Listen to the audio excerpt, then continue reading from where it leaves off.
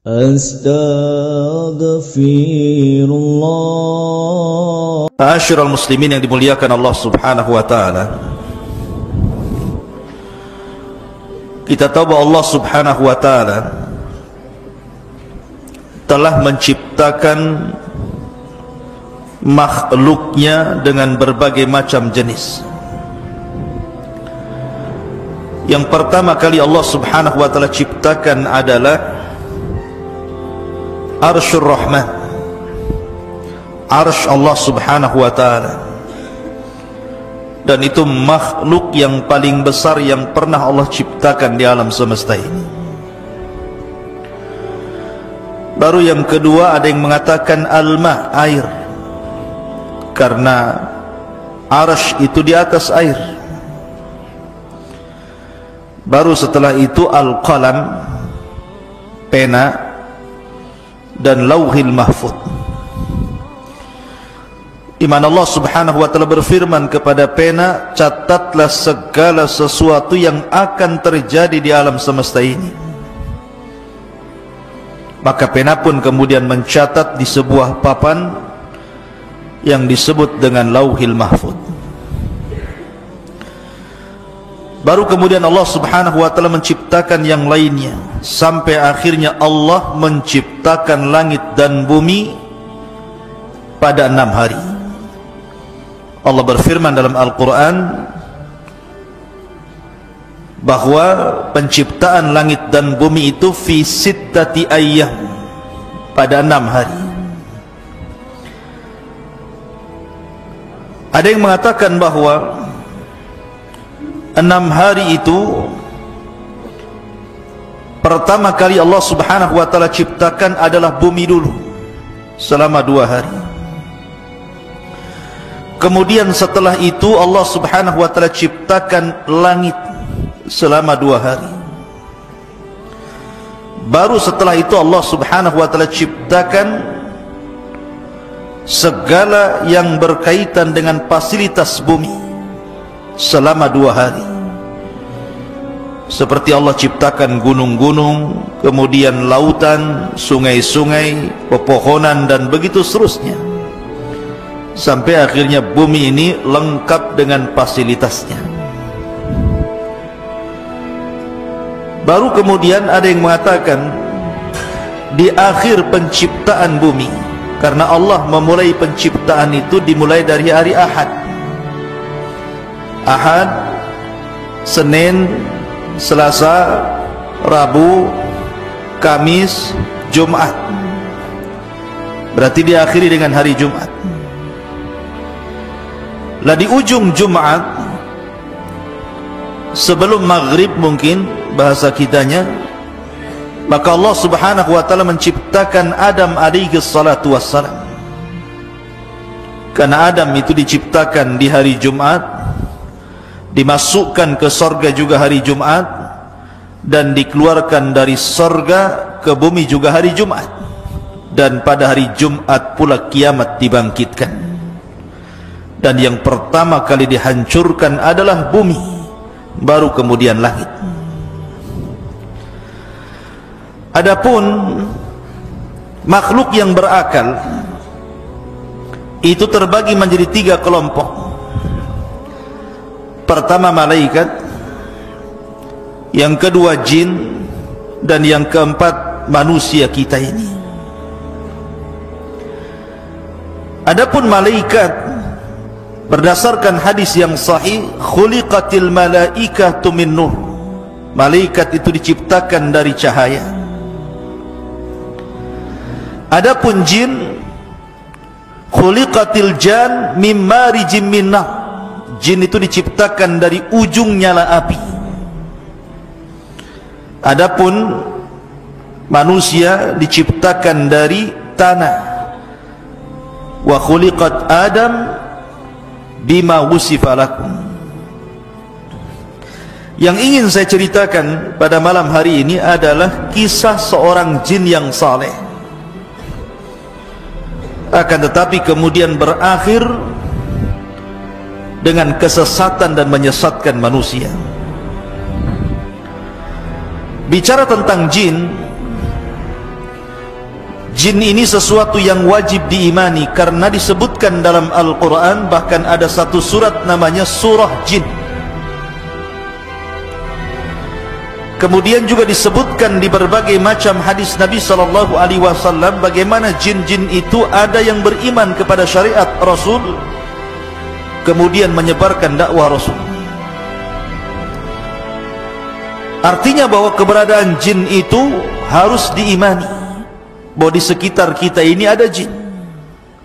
Lalu bagaimana sejarahnya? Adapun tentang sejarah bangsa jin, memang tidak ada hadis yang sharih yang menjelaskan tentang asal muasal jin itu. Akan tetapi banyak riwayat Israiliyat yang sebagiannya bersanad dan sebagiannya tidak bersanad. Tentu kita akan menceritakan sebagai pengetahuan, bukan untuk dijadikan sebuah sandaran. Karena Nabi SAW bersabda, hadithu ambani Israel wala haraj. Ceritakan tentang kisah-kisah Israiliyat Bani Israel dan tidak mengapa, selama tidak bertentangan dengan Al-Quran dan Sunnah Rasul. Dijelaskan oleh sahabat Abdullah bin Abbas radhiyallahu anhuma bahwa yang pertama kali jin diciptakan itu namanya Sumia. Jin yang pertama kali diciptakan Allah itu namanya Sumia. La Sumia ini diciptakan oleh Allah Subhanahu wa taala dari ujung nyala api.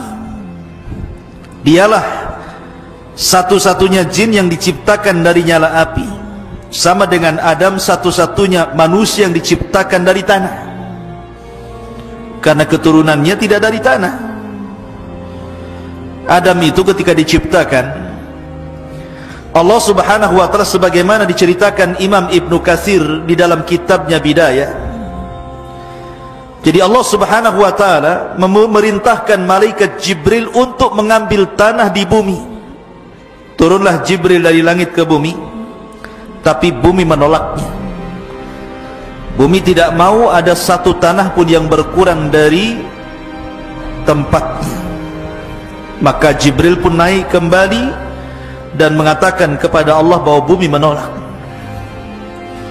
Kemudian Allah Subhanahu wa taala mengutus Mikail, juga bumi menolaknya. Sampai akhirnya Allah mengutus Malakul Maut. Kemudian bumi menolaknya, tapi Malakul Maut tidak mau kembali tanpa mengambil tanah yang diperintahkan Allah. Maka akhirnya Malakul Maut mengambil dari berbagai macam bentuk tanah yang ada di bumi. Ada yang berwarna hitam, ada yang berwarna putih, ada yang berwarna merah, macam-macam warna. Ada tanah yang keras, ada tanah yang liat, ada tanah yang mudah, ada yang tanah yang susah. Sehingga penciptaan dari berbagai macam bentuk tanah dan sifat-sifat tanah itulah yang membentuk karakter manusia. Makanya ada manusia itu kulitnya hitam. Mana yang kulitnya hitam? Nah, itu dari tanah hitam. Ya. Ada tanah, ada orang yang berkulit putih, mungkin dari tanah yang putih. Ada yang berkulit merah, mungkin juga dari tanah merah. Ada yang belang-belang, mungkin campuran. Ya. Kemudian juga sifat-sifatnya berbeda. Ada yang mungkin keras kepala, ada pemaaf, ada yang kadang keras, kadang pemaaf. Itu sesuai dengan karakter tanah itu. Baru kemudian tanah itu diangkat ke langit, baru dibentuk Adam alaihi salatu wassalam. Jadi satu-satunya manusia yang dibentuk dengan tanah itu hanya Adam saja. Asal penciptaan manusia dari tanah. Sama dengan jin, bahwa jin itu yang diciptakan dari ujung nyala api itu hanya Sumia namanya. Itulah Abu Al-Jin namanya, bapaknya jin namanya Sumia. La Sumia ini diciptakan oleh Allah Subhanahu wa taala 2000 tahun sebelum Adam diciptakan. bi alfai amin qabla khalqi Adam. 2000 tahun sebelum diciptakan Adam, maka Sumia ini diciptakan.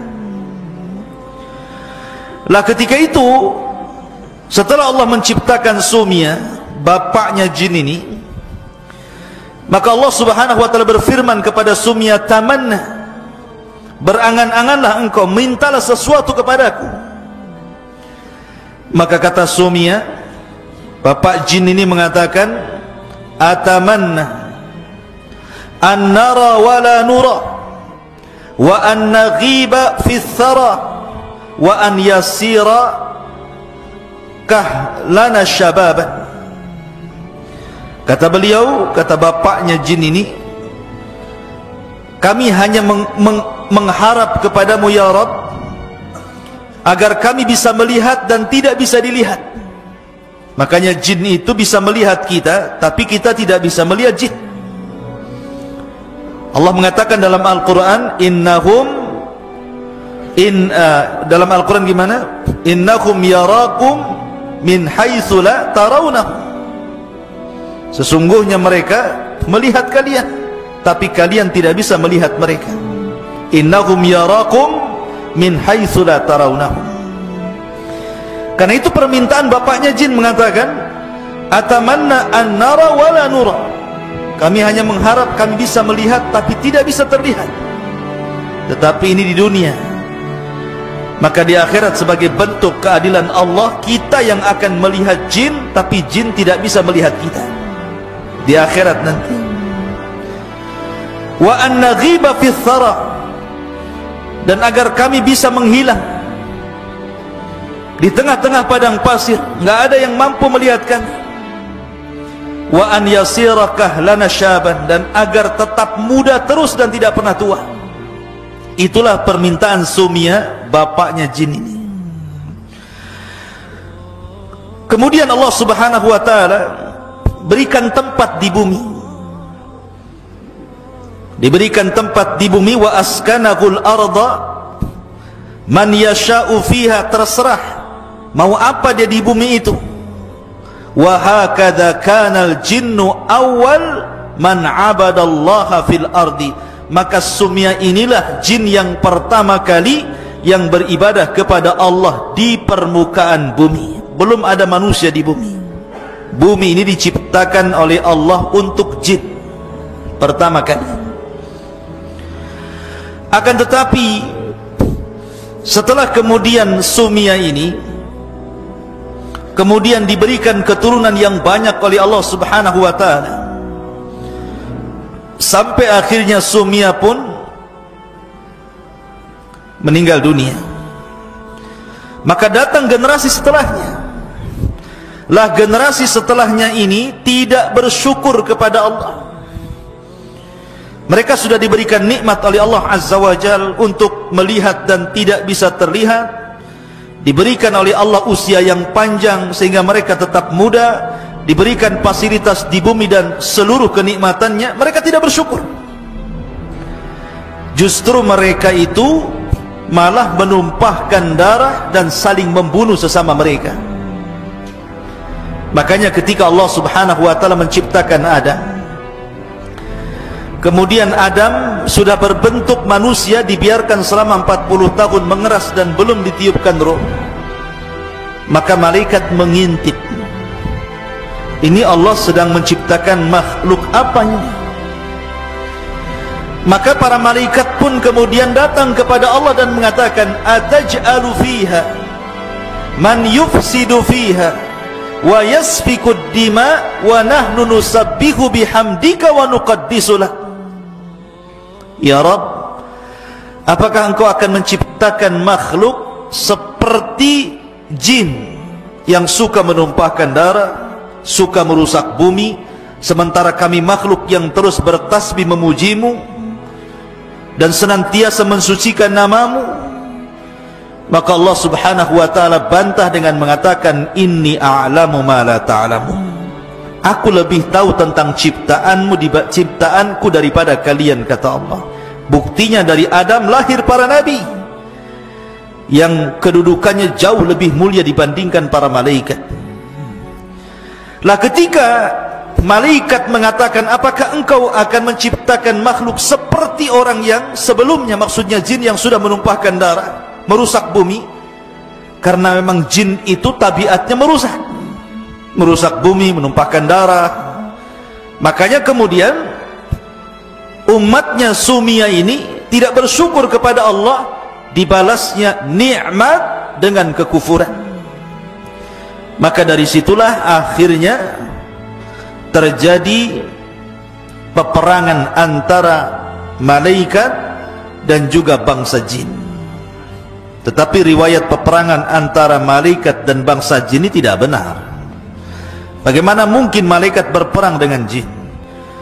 Kalau malaikat ingin berperang dengan jin, satu malaikat saja bisa mengalahkan semua manusia dan jin. Malaikat apa? Malaikat maut. Semua bisa dicabut nyawanya sama dia. Ya, ngapain pula berperang-perang kan gitu. Tapi ini cerita Israiliyat, hanya cerita saja. Di situ dicantumkan bahwa malaikat perang bersama melawan jin. Akhirnya jin ditangkepi, ya, sebagiannya kemudian dilempar ke juzur, ke daerah-daerah yang dipenjara di hutan-hutan, di lautan-lautan, dipenjara oleh malaikat.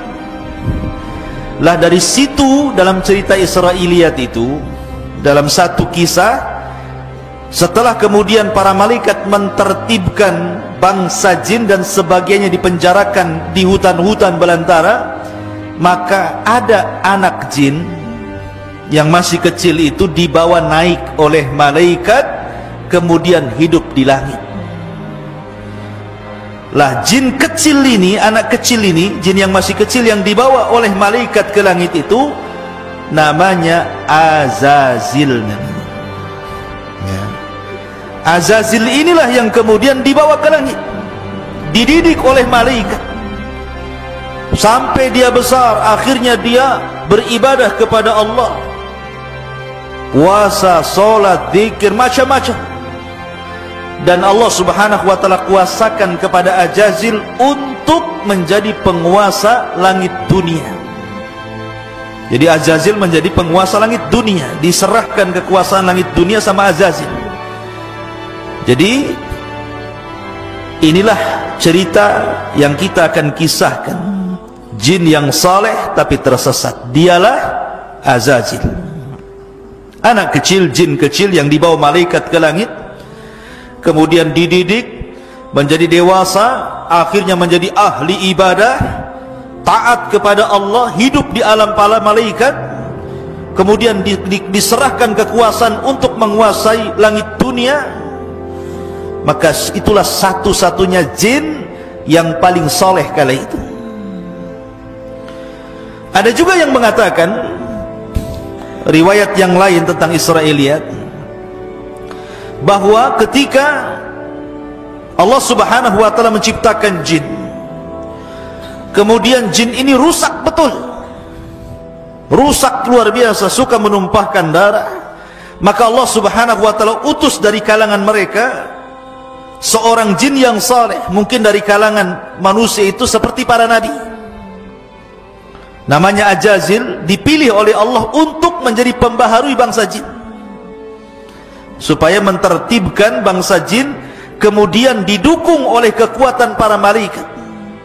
Sama seperti Rasul dalam perang Badar dibantu oleh malaikat sehingga Allah menangkan peperangannya, ataupun dalam perang Khandaq seperti malaikat menolong Rasul di Khandaq, akhirnya dimenangkan peperangannya, dan perang-perang lainnya, dan berhasil kemudian memenjarakan jin-jin yang jahat. Dari sebab kegemilangan keberhasilan Azazil mentertibkan bangsa jin, sebagai bentuk kebaikannya Allah angkat Azazil dari bumi ke alam malaikat, bahkan menjadi khazanatul jannah, menjadi bendaharawan surga yang memelihara surga. Itu kisah Israiliyat sekali lagi ya. Seperti itu kisahnya. Lah setelah kemudian Azazil ini berada di alam malaikat, hidup bersama para malaikat, beribadah layaknya malaikat. Makanya kemudian ada khilaf di antara ulama, Azazil ini sendiri nama Israiliyat, tidak ada dalam Quran Sunnah. Tapi itulah jin yang paling soleh ketika itu. Sehingga para ulama mengatakan, apakah Ajazil ini, jin iblis ini, bagian daripada malaikat ataukah dia bagian daripada jin? Maka karena hidup di malaikat, di alam malaikat masalahnya. Tetapi ulama menguatkan bahwa Ajazil itu bukan malaikat, tetapi jin. Berdasarkan Al-Quran, Allah mengatakan, kana minal jinni fafasaqa an amri rabbi. Ajazil itu bagian daripada jin yang berbuat fasik kepada perintah Allah. Singkat cerita bahwa Ajazil hidup dengan para malaikat, beribadah layaknya malaikat, menjadi jin yang paling soleh. Sampai pada waktunya Allah subhanahu wa ta'ala ingin menciptakan makhluk yang berbeda, bukan malaikat, bukan juga jin, manusia. Maka Allah subhanahu wa ta'ala menciptakan manusia, kemudian disebut Adam. Kenapa Adam? Karena diciptakan dari adim. Adim itu tanah yang ada di bumi, maka makhluk itu disebut Adam alaihi salatu wassalam. Lah ketika Allah subhanahu wa ta'ala menciptakan Adam itu, Allah beri 4 kelebihan. Kenapa? Menghindari supaya jin jangan sombong, Ajazil itu jangan sampai sombong. Kelebihan pertama, Adam itu diciptakan oleh kedua tangan Allah. Khalaqtu biyadai, aku ciptakan Adam dengan tanganku. Yang kedua, wa nafakhtu min ruhi, yang meniupkan ruh ke jasad Adam Allah sendiri, bukan malaikat yang diutus untuk meniupkan ruh. Kemudian yang ketiga, asjadalahul malaikah, Allah perintahkan seluruh malaikat sujud kepada Adam. Dan tidak ada perintah Allah kepada para malaikat sujud kepada Ajazil. Kemudian yang keempat, Allah ajarkan pengetahuan dibandingkan yang lainnya. Wa 'allama Adamal asma'a kullaha, Allah ajarkan nama-nama segala sesuatu. Sebagian ahli tafsir mengatakan yang dimaksud nama-nama di sini artinya Adam diajarkan bahasa, seluruh bahasa yang akan diucapkan seluruh keturunannya. Di kita saja ada bahasa Padang. Kalau Adam hidup hari ini kemudian ke Padang, maka dia akan bahasa Padang. Ya, seperti itu. Ada bahasa Madura. Kalau Adam hidup hari ini kemudian ke Madura, dia akan pakai bahasa Madura. Ada bahasa Jawa. Kalau Adam kemudian ke Jawa, pasti dia akan bahasa Jawa. Piye kabare? Pakai bahasa Jawa kan itu. Atau ke Sunda, kumaha kabarna? Sararehat kan itu. Pasti akan bisa tuh. Ya. Dia kemana saja, bahasa yang diajarkan atau yang dikuasai keturunannya Adam itu tahu. Itu artinya Allah ajarkan nama-nama segala sesuatu, artinya Allah ajarkan seluruh bahasa yang akan diucapkan oleh kaumnya. Ke Cina pakai bahasa Cina. Seperti apa bahasa Cina itu? Kaipo. Bahasa kitanya kepo. Tahu kepo? Kepo itu kayak polisi, tukang tanya. Orang Cina bilang kaipo, pengen tahu urusan orang, ya kan? Jadi Adam itu kemana? Sebutkan ke Amerika, pasti bahasa Inggris dia ngomong. Semua bahasa, bahasa India bisa, semua bahasa bisa. Itulah kelebihan Adam, diberikan pengetahuan yang tidak diberikan kepada jin ataupun malaikat. Bahkan ketika Allah subhanahu wa ta'ala berfirman, thumma a'radahum 'alal malaikati faqalu anbi'uni bi asma'i haula'i in kuntum shadiqin. Mereka mengatakan, qalu subhanaka la ilma lana illa ma 'allamtana innaka antal alimul hakim. Malaikat nyerah, tidak sanggup. 4 keutamaan Adam inilah yang menjadikan Adam unggul di atas malaikat, bahkan di atas seluruh bangsa jin sekalipun. Tetapi walaupun Adam sudah jelas-jelas memiliki 4 keutamaan, tetap saja di sini ada ujian. Allah Subhanahu wa taala berfirman dalam Al-Qur'an, "Wa id qulna lil malaikati isjudu li Adam fasajadu illa iblis aba wastakbara wa kana minal kafirin." Dan ketika kami katakan kepada para malaikat, ini Adam sudah ditiupkan ruh. Jadi ketika ditiupkan ruh dari mulutnya, ruh itu ditiup dari mulut dan akan keluar dari mulut. Ketika ruh sampai saja di kerongkongan, tiba-tiba Adam bersin, hajih, bersin. Maka Adam dikatakan oleh Allah, katakan ya Adam, alhamdulillah. Maka Adam mengucapkan alhamdulillah. Maka Allah mengatakan yarhamuka rabbuk. Makanya sunnah, kalau antum bersin baca alhamdulillah, yang mendengar jawab yarhamukallah. Kemudian ketika ruh sudah sampai di tangan, belum sampai di kaki, Adam melihat buah-buahan. Maunya diambil saja, pada ruhnya belum sampai ke kaki itu. Udah lapar, dia pengen makan. Maka dari situ manusia menjadi umat yang terburu-buru. Allah mengatakan dalam Al-Quran, khalaqnal insana min ajal. Kami ciptakan manusia terburu-buru. Kalau ingin hari ini, kalau bisa hari ini nampak di hadapannya. Itulah manusia.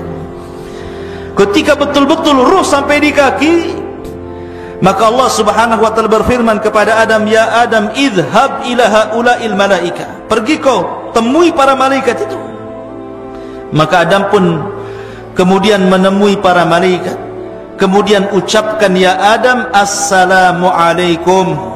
Maka Adam pun mengucapkan assalamu alaikum, dijawab malaikat wa alaikumsalam.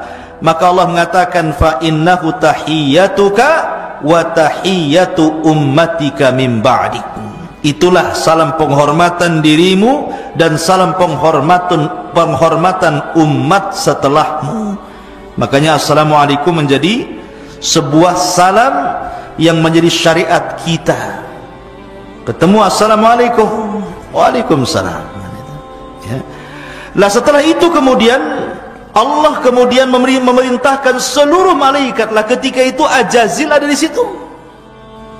Ajazil itu ada di antara malaikat. Maka kemudian Allah Subhanahu wa taala perintahkan mereka sujud semua, termasuk Ajazil. Semua malaikat sujud kecuali Ajazil. Apa yang menjadikan Ajazil tidak mau sujud? Aba wastakbara wa kana minal kafirin. Enggan, sombong, termasuk orang kafir. Kenapa bisa enggan dan sombong?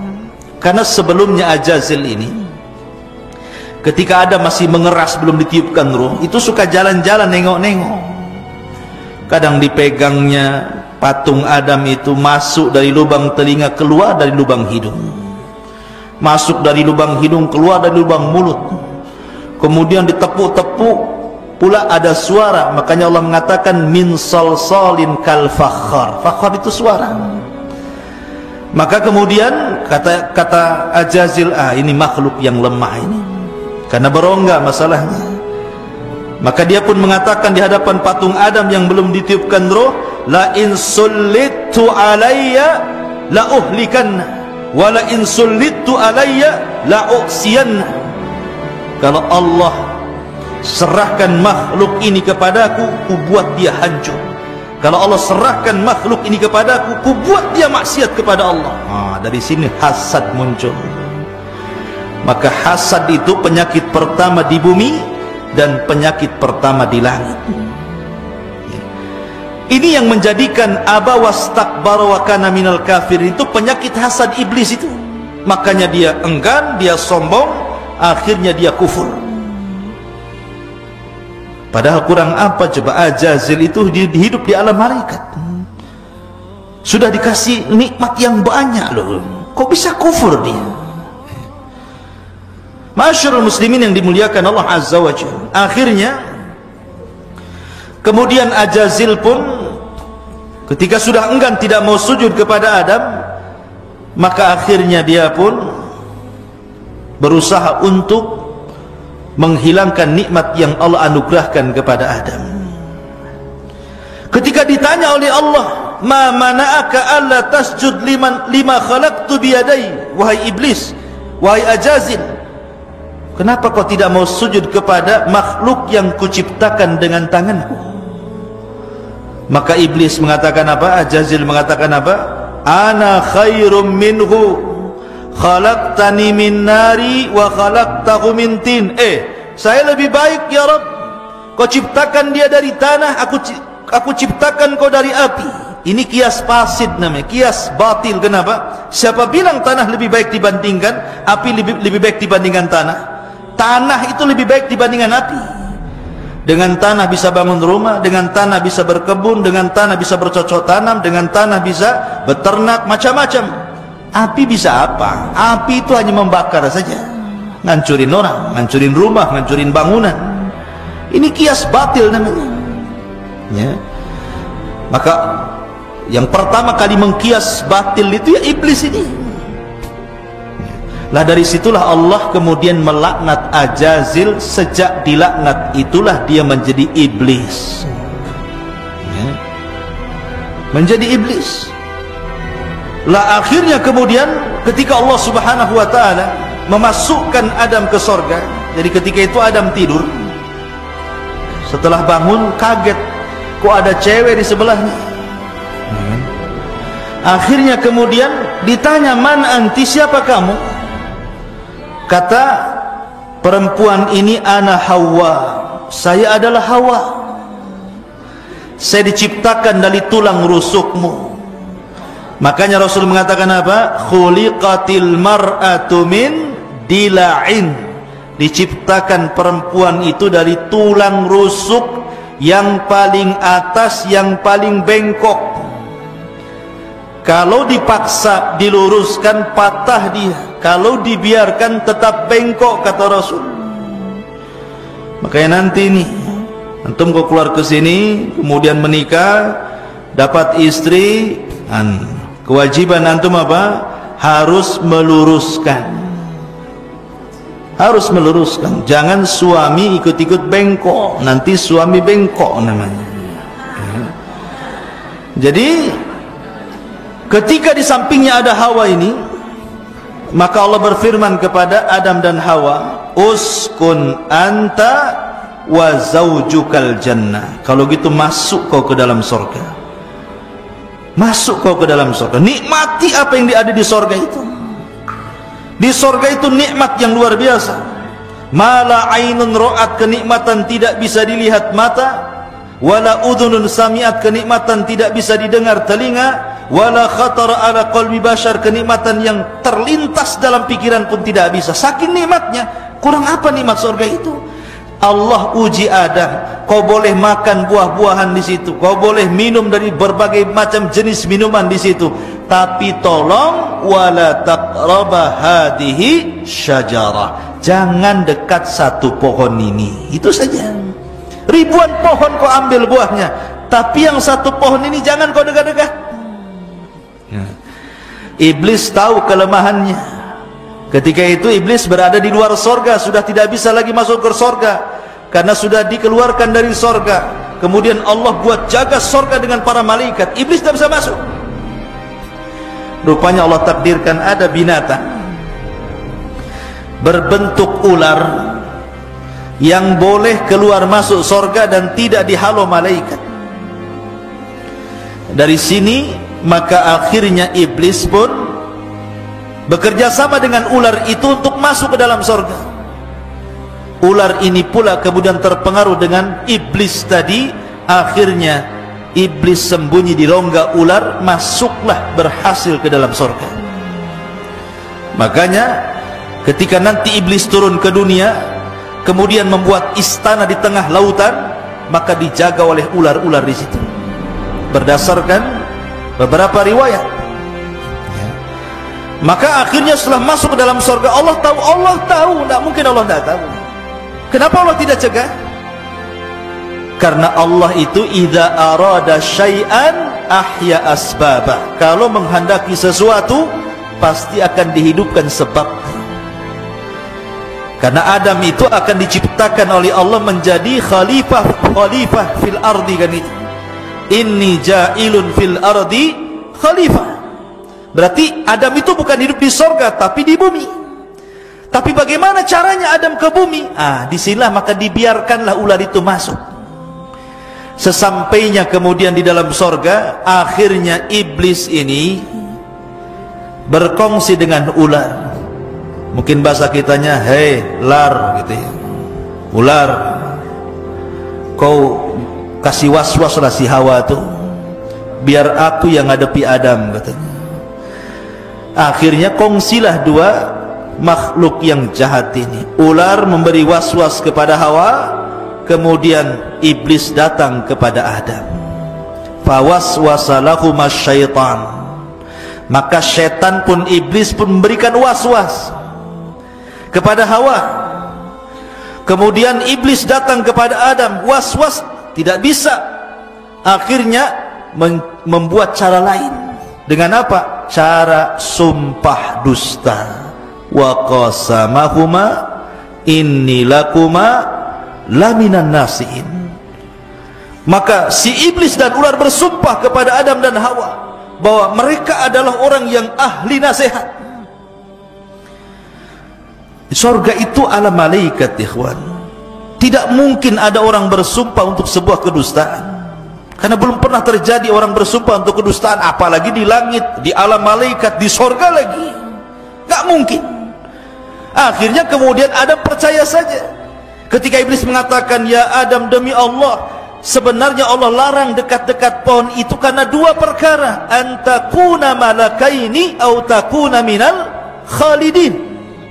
Agar Allah tidak jadikan kau malaikat atau kau jadi kekal di surga. Makanya Allah larang kau dekat-dekat, katanya. Karena melihat, tidak mungkin dia bersumpah kok dusta, gitu ya. Dari sinilah Adam terpengaruh dengan sumpah iblis. Didekati pohon itu, dimakanlah buah larangan itu. Tiba-tiba apa yang terjadi? Allah buat lepas seluruh pakaian ahli sorga dari badan Adam dan Hawa. Kedua auratnya tampak. Maka Adam malu, Adam lari bersembunyi di pohon-pohon. Hawa malu, kemudian lari di pohon-pohon. Tapi Allah mengatakan, mau kemana hendak kau pergi wahai Adam? Kau mau sembunyi di mana? Maka Adam hanya mengatakan, tidak ya Rabb, aku tidak bersembunyi. Fa inni astahyaituka ya Rabb, aku hanya malu kepadamu. Dari kejadian inilah Allah berfirman, ihbitu minha jami'ah. Keluar kalian. Hei Adam, hei Hawa, hei iblis, hei ular, keluar kamu dari surga ini. Maka akhirnya mereka diletakkan di bumi. Ada yang mengatakan iblis diturunkan di Basra, kemudian ular diturunkan di Asbahan, kemudian Adam diturunkan di Urdun, di India sana, kemudian Hawa diturunkan di Mekah, dipencar-pencar itu. Akhirnya bertahun-tahun Hawa mencari Adam, Adam mencari Hawa. Berjumpalah di sebuah bukit yang kemudian hari ini disebut Arafah. Namanya Jabal Arafah. Nagoya bukan, tapi di sana ya, di Mekah. Bukan Jabal Arafah Nagoya, Jabal Arafah yang ada di Mekah. Berjumpalah Adam dengan Hawa di Arafah, maka disebut Arafah. Anak muda bahasanya ta'aruf, kenalan gitu, Arafah ya. Maka dari situlah Adam melihat Hawa, Hawa melihat Adam. Berbahagialah keduanya dipertemukan. Maka sepakat keduanya bertobat kepada Allah. Dan kalimat yang pertama diucapkan keduanya, Rabbana zalamna anfusana wa illam taghfir lana wa tarhamna lanakunanna minal khasirin. Inilah kalimat pertama yang diucapkan di bumi. Fatalaqqa Adam mir rabbihi kalimatin fataba alaihi innahu huwa tawwabur rahim. Ini kalimat yang diajarkan pertama kali adalah kalimat Rabbana, ya Rabb kami, zalamna anfusana, diri-diri kami telah mendolimi diri kami ya Rabb. Fa illam taghfir lana, kalau engkau tidak mengampuni dosa kami, lanakunanna minal khasirin, tentu kami menjadi hamba yang rugi. Fataba alaih, dan Allah pun mengampuni dengan tobatnya Adam. Berbeda pula dengan Ajazil yang sudah berubah menjadi iblis. Bukannya bertobat kepada Allah, malah dia pula kemudian bersumpah, wa bi'izzatika la ughwiyannahum ajmain, ya Rabb, karena kemuliaan. Dalam ayat yang lain, fabima aghwaitani, karena engkau sudah membuat aku sesat. Celaka nih kata-kata iblis. Dia yang mau sesat, kenapa pula Allah yang membuat dia sesat? Dia mengatakan fabima aghwaitani. Gila si iblis ini. Fabima aghwaitani, karena engkau sudah menyesatkan aku. Seolah-olah yang menyesatkan, yang dia mau sendiri sesat gitu ya. La ughwiyannahum ajmain, saya akan sesatkan semua turunan si Adam itu. Akhirnya dari sinilah genderang perang terjadi, dimulai antara kubu Adam dan kubu iblis CS.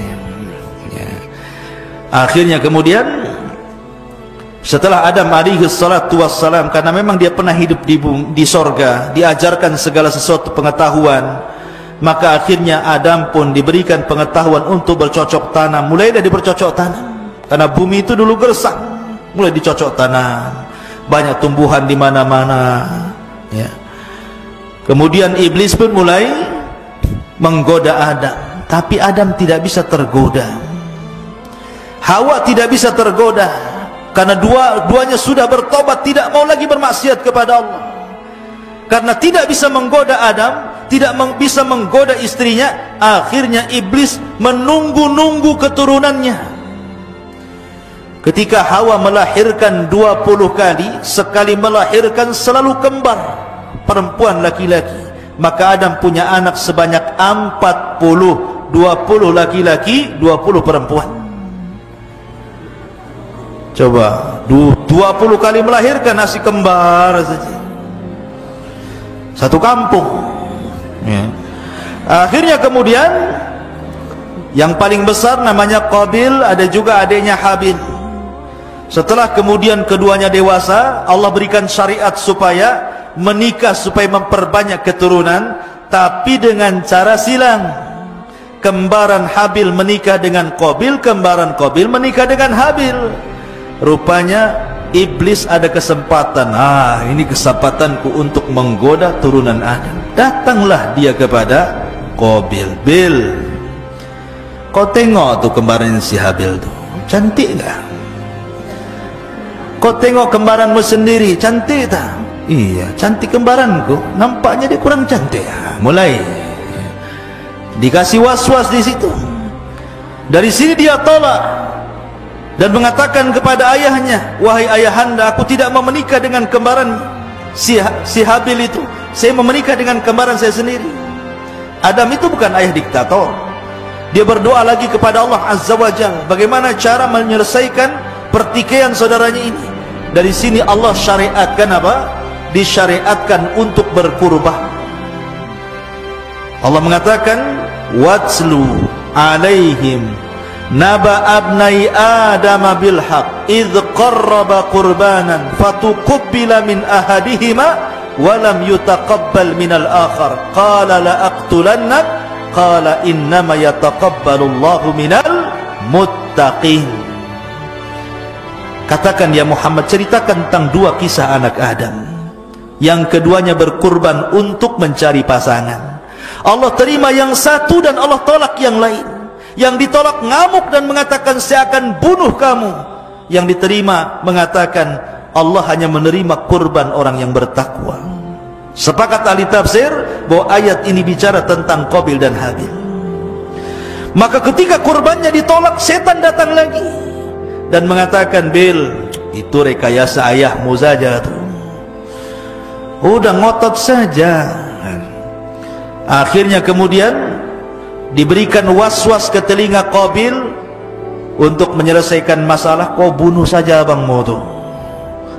Masuklah was-was lagi untuk membunuh babangnya. Terang-terangan dia ngomong di hadapan abangnya. dan mengatakan la aqtulannak, saya akan bunuh kamu.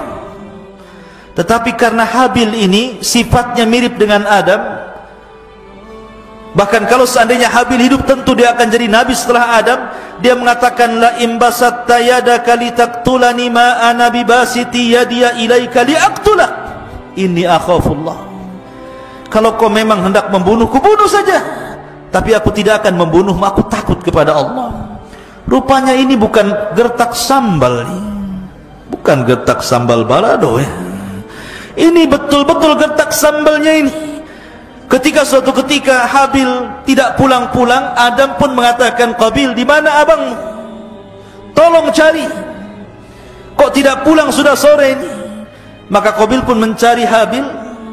Rupanya dilihatnya abangnya sedang tertidur. Iblis datang lagi membisikkan, Bil, lihat abangmu sedang tidur, ambil batu, benturkan kepalanya dengan batu itu biar dia mati. Akhirnya betul, diambilnya batu, pengecut Qabil ini. Coba kalau bergulat, kalah dia, karena Habil itu kekar badannya, kuat. Tapi sekuat-kuatnya orang kalau lagi tidur digempur kepalanya, mati juga kan itu. Akhirnya pas nengok dia lagi tidur, ambil batu, betul-betul dibenturkan kepalanya, matilah. Akhirnya sudah mati, bingung nih, gimana nih, karena belum pernah terjadi pembunuhan kecuali itu, dan belum ada syariat fardu kifayah, sehingga bingung nih si Qabil ini mau diapakan jasad ini, disembunyikan. Ada yang mengatakan bertahun-tahun, tapi jasad itu tidak habis dimakan tanah, sampai ketika Qabil ini melihat burung gagak yang berkelahi dengan saudaranya, kemudian meninggal salah satu gagaknya. Tiba-tiba gagak yang masih hidup mencungkil-cungkil tanah, tiba-tiba menguburkan. Dari situlah kemudian Qabil pun mengatakan, kenapa aku kalah dengan burung itu? Dari situlah kemudian dia kuburkan abangnya Habil. Sampai Adam mengetahui, sedihlah Adam. Karena kesedihannya itulah akhirnya Allah ganti Habil dengan satu anak lahir tanpa kembar, namanya Syith. Dialah nabi kedua setelah Adam, sebelum Idris. Syith artinya hibatullah, pemberian dari Allah. Ma'asyiral muslimin, para santri, ikhwan dan akhwat yang dimuliakan Allah, sedikit kembali, jangan terlalu jauh cerita masalah itu. Kita akan kembali kepada masalah, gimana ini kok ada TikTok pula di sini. Jadi kembali ke masalah jin tadi. Sedikit kita akan mengenal bangsa jin. Watafidin muliakan Allah subhanahu wa ta'ala. Kalau kita cerita tentang bangsa jin ini, jin itu adalah makhluk yang tidak bisa dilihat. Makanya janin dalam perut disebut janin, karena memang tidak terlihat. Jin itu tidak terlihat. Apa sih bedanya jin dengan setan? Setan itu atau syaitan itu sifat, kalau jin itu zat. Dan setan itu bisa melekat pada jin, bisa melekat pada manusia, bisa melekat pada binatang. Jin yang jahat disebut setan, manusia yang jahat disebut setan, binatang yang jahat pun disebut setan. Makanya Rasul mengatakan kalbul aswad minasyaitan, anjing hitam itu dari setan. Jadi setan itu sifat. Dan tadi sudah saya katakan bahwa kalau cerita asal penciptaan jin ya dari api, tetapi anak turunannya tidak sebagaimana Sumia tadi, ya sama dengan manusia, tidak dari tanah anak turunannya. Lah kenapa Allah ciptakan jin?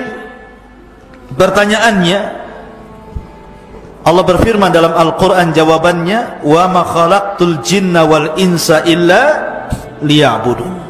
Tidaklah kami ciptakan jin dan manusia kecuali disuruh untuk beribadah.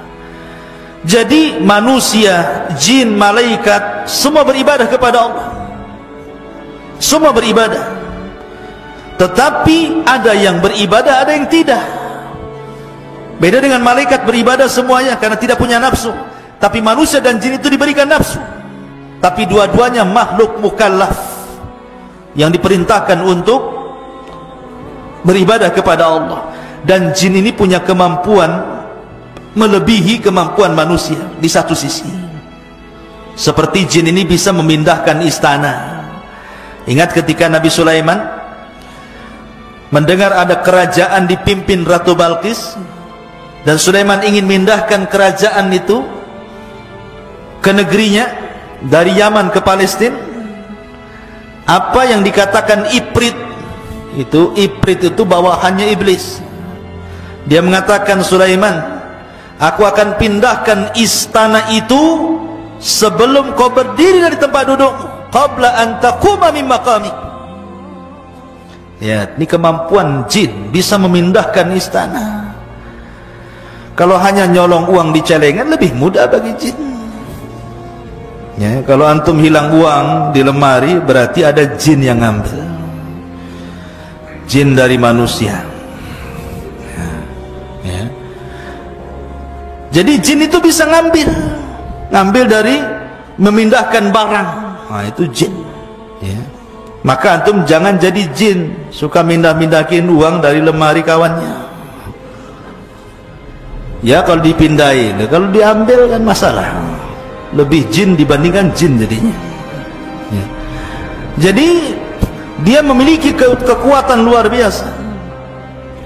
Kemudian juga bisa tasyakul. Tasyakul itu bisa beralih rupa. Jin itu bisa menjadi manusia. Makanya ada cerita di kampung-kampung saya itu, dulu pernah dapat cerita di kampung saya di Majalengka sana. Ada preman, ketua preman, lomba minuman keras campur spertus. Antum tahu spertus? Ya. Minuman keras campur spertus. Kemudian dicampur pil BK. Antum tahu pil BK? Pil untuk anjing gila tuh.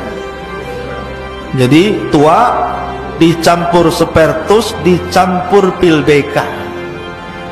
Diminum, anjing saja mati apalagi orang. Ya. Mati nih preman ini. Rupanya kawan-kawan premannya selama seminggu tidak ada yang berani keluar rumah. Rupanya preman takut hantu. Kemudian cerita-cerita, katanya kepala premannya hidup lagi. Di mana tuh? Tuh sering nongkrong di jembatan. Berarti bukan si tampan jembatan itu ya. Di situ. Lah sekarang pertanyaannya, mungkinkah orang yang sudah mati hidup lagi? Kita katakan tidak mungkin, mustahil.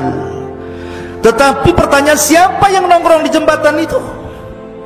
Maka sebagian para ulama, boleh jadi itu jin korin namanya. Setiap manusia itu ada korin. Ada korin dari malaikat, ada korin dari jin.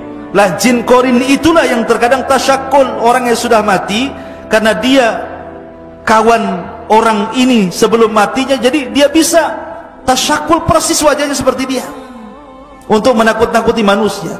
Jadi jin itu bisa tasyakul, bisa berbentuk anjing, terkadang tasyakul seperti anjing hitam, terkadang juga berbentuk seperti kucing hitam, terkadang seperti gagak, terkadang seperti keledai, terkadang seperti kuda, macam-macam. Ya. Karena Rasul mengatakan anjing hitam dari setan, bukan berarti semua anjing hitam setan, bukan. Terkadang keumuman jin itu suka dengan anjing hitam, maka kalau berbentuk anjing hitam, nah, bisa saja itu jelmaan jin atau ya anjing kan gitu. Intinya bahwa jin itu bisa tasyakul seperti itu. Makanya kalau ada ular di rumah, atau umpamanya ada ular masuk pesantren antumnya, itu jangan langsung dibunuh. Ada cerita di zaman Rasul, ketika perang Khandaq, para sahabat itu kan gali parit, menggali parit. Jadi mereka meninggalkan istri-istri mereka di rumah.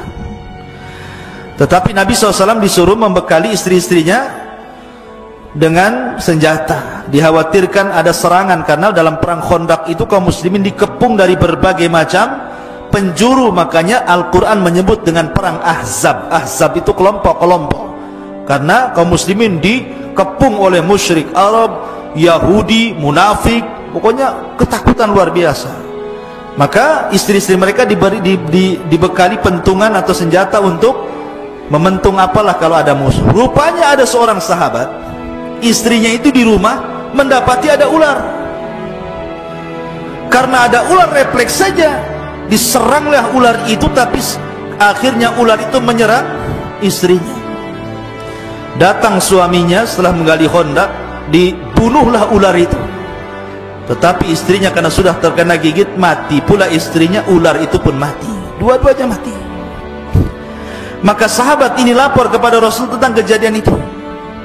Maka Rasul mengatakan, inna fil madinati jinnun, di Madinah ini ada jin muslim yang hidup di rumah-rumah kalian. Terkadang mereka tersakul seperti ular. Kalau mendapati ular di rumah kalian, jangan dibunuh dulu, tetapi katakan kepada dia, wahai ular, kalau engkau memang seorang muslim, jin yang muslim, bertakwalah kepada Allah, keluar kau dari sini. Sambil buka pintu, ya, kalau disuruh keluar pintu lah ditutup, mau keluar dari mana? Kan gitu.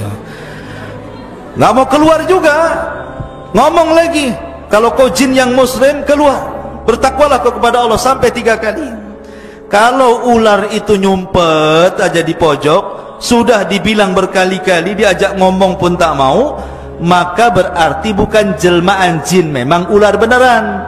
Kalau seperti itu kata Rasul, boleh menghalau atau membunuhnya, tetapi setelah mengucapkan 3 kali ta'awud, a'udzubillahi minasyaitonir rajim, a'udzubillahi minasyaitonir rajim, a'udzubillahi minasyaitonir rajim, baru antum boleh bunuh dia. Jadi sebelumnya dihalau dulu, ya. Karena bisa jadi itu adalah jin muslim. Kalau jin muslim saudara kita dari kalangan jin, kita tidak boleh mengganggu mereka sebagaimana mereka tidak boleh mengganggu kita, ya. Maka kehidupan jin bisa tasyakul dia. Dan jin juga sama dengan manusia, mereka makan, bahkan terkadang makan pula sama antum. Karena kalau antum ketika makan tidak baca basmalah, berarti hakikatnya antum sedang makan sama setan di samping antum. Cuman nggak nampak saja. Kalau nampak antum bang, pergilah kan, oh ada setan, malah dikasih, ambil aja kan, begitu ya. Takutan kan, tidak kelihatan dia sedang makan dengan kita, akhirnya nggak berkah yang kita makan.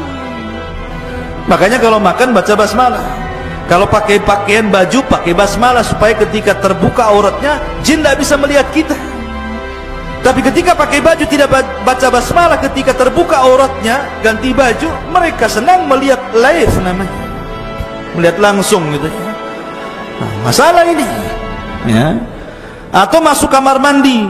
Kamar mandi itu tempat yang menakutkan, ikhwah. Makanya Rasul mengatakan, katakan Allahumma inni a'udzubika minal khubthi wal khaba'is. Ya Allah, aku berlindung kepadamu dari setan laki-laki dan setan perempuan. Artinya jin itu sama dengan manusia, ada laki-laki ada perempuan. Ustadz, yang masuk ini banci nih, ini siapa yang goda dia nih? Ya mungkin juga ada jin banci juga kan. Tapi yang jelas bahwa laki-laki dan perempuan, setan laki-laki ada setan perempuan, sama dengan manusia juga sama.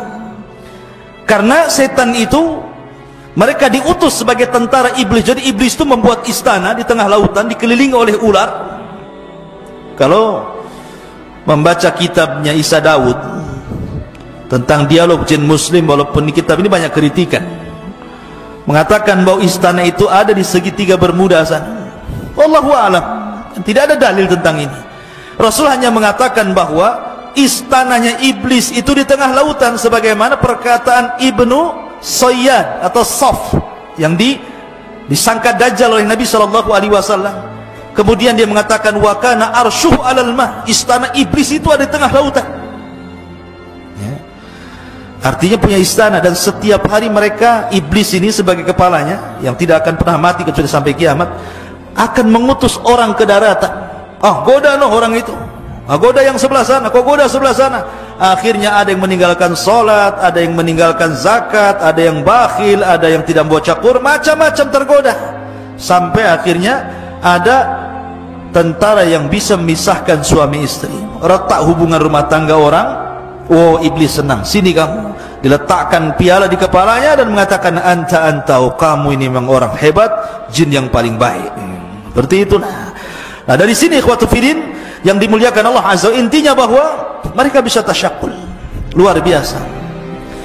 Dan ingat bahwa di sekeliling kita ini ada jin. Antum kalau tidur jangan lupa berwudu dan baca doa.